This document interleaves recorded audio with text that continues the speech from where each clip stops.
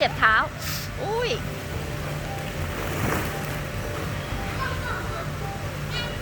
ไหนทำไร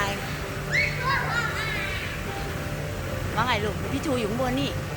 ไหนเดินดิเดินขึ้นไปกับพี่ชูน่ะไหนขึ้นมาดิไหนไม่กล้าเดินเหรอลูกนั่นเดินมาเร็วเร็วเดินมาเล่นเร็ว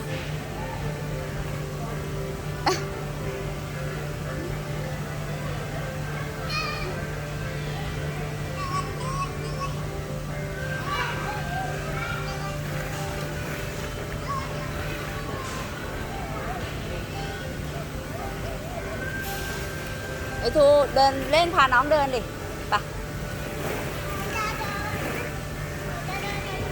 น้องไม่กล้าเดินน้องไม่กล้าเดิน